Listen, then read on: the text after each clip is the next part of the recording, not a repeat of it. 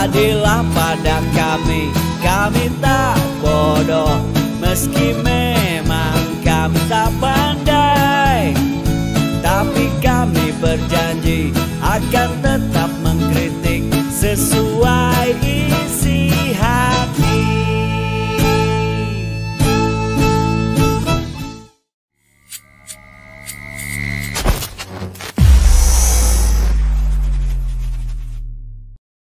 Kedepan, masihkah Prabowo percaya Jokowi dan Megawati?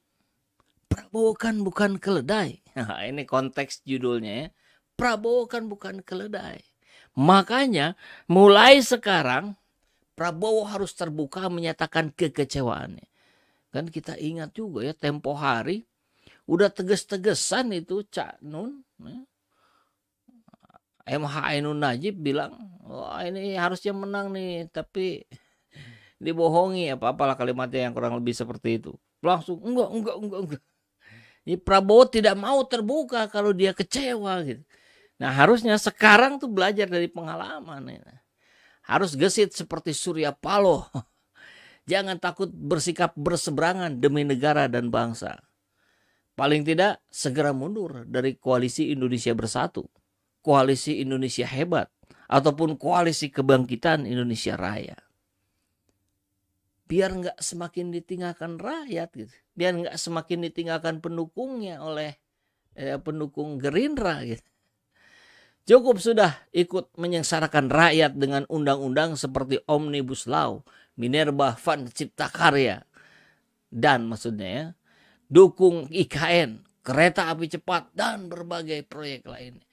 Karena bisa jadi dukungan Prabowo selama ini juga bukan dukungan yang betul-betul tulus dari lubuk hatinya atau dari kesadaran penuh dirinya. Tapi karena ya lingkungan, kan kita selalu ingat lingkungan itu begitu sangat berpengaruh terhadap diri kita. Maka harus berhati-hati kita. Kita itu ada di lingkungan yang mana? Ada orang hebat yang bilang, ya kitalah yang harus mempengaruhi lingkungan. Iya, berapa persen yang bisa begitu? Kan kita harus tahu diri. Kalau kita nggak tahu diri, maka nanti orang lain yang lebih tahu tentang diri kita. Ini kalau kita nggak tahu diri, maka orang lain yang akan lebih tahu tentang kita dibanding kita sendiri. Makanya itulah yang disebut kita nih jangan terlena, jangan sampai buta gitu, buta hati, buta mata, buta pikiran. Jangan sampai orang lain yang lebih tahu tentang diri kita. Makanya kita butuh masukan. Maka kita harus terbuka terhadap kritikan. Maka kita pun harus terbuka dengan apa yang ada di dalam pikiran kita. Ada yang di hati kita. Kalau Pak Prabowo kecewa harusnya sampaikan kekecewaannya Pak. Gitu. Jangan dipendam gitu demi sebuah titel negarawan. Gitu. Saya kira kita juga memahami kalau Pak Prabowo hari ini dikecewakan berkali-kali oleh Megawati, oleh Jokowi. Selanjutnya, kembali ke habitat aslinya Pak Prabowo ya. Bergabung dengan koalisi perubahan, berjuang bersama rakyat dan partai pro rakyat. Wah, itu baru keren. Di situ Pak Prabowo akan bertemu kembali dengan orang-orang yang sejatinya sama untuk memperbaiki negeri ini. Bukan untuk menghancurkan atau melanggengkan kekuasaan semata. Syukur-syukur kalau dipecat jadi menteri seperti Anies, Rizal Ramli. Sehingga rakyat tahu mana emas, mana loyang.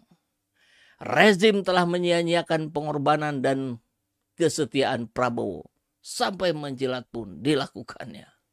Luar biasa. Ajak partai sekutu Gerindra untuk menyeberang. Boleh saja ada hitung-hitungan politik. Asal tahu tujuannya untuk memberikan keadilan. Kebebasan beragama. Kesejahteraan rakyat. Memperkecil ketimpangan ekonomi. Itu pun bisa dicapai. Kita tahu orang hebat. Orang pintar Pak Prabowo.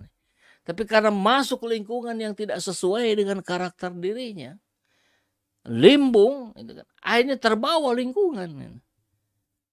Terpesona dengan janji-janji yang diberikan. Barangkali begitu ya. Janji yang diberikan Megawati, janji yang diberikan Pak Jokowi. Kan kita dengar Pak Jokowi kemarin juga bilang mau endorse ya, mengendorse Prabowo. Tapi faktanya ya kita lihat dicalonkannya oleh PDIP. Pak Jokowi datang ke situ bukan sebagai kingmaker. Nah ini perlu dicatat juga ya.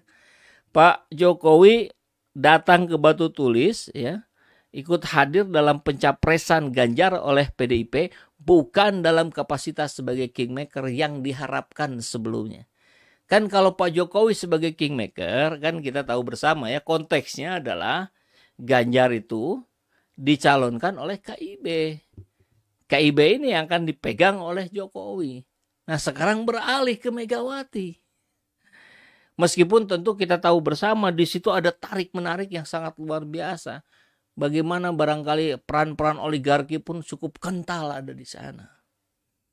Nah inilah yang menjadi bacaan kita bersama, mana partai, mana calon presiden yang didukung rakyat, mana calon presiden yang didukung oligarki. Kalau yang didukung oleh rakyat, maka tentu fokusnya adalah pada perubahan. Kalau yang didukung oleh oligarki, tentu adalah kelanggengan kekuasaan. Itu saja mudahnya. Tinggal bagaimana narasi-narasi ini kita sampaikan pada sahabat-sahabat kita, pada teman-teman kita yang ada di daerah, yang belum begitu melek dengan gadget, yang jarang nonton TikTok atau Facebook atau YouTube gitu. Ini yang harus kita sampaikan, narasi-narasi seperti ini gitu ya. Yang perlu diingat, banyak musuh dalam selimut. Meskipun Tempo bilangnya kawan ya.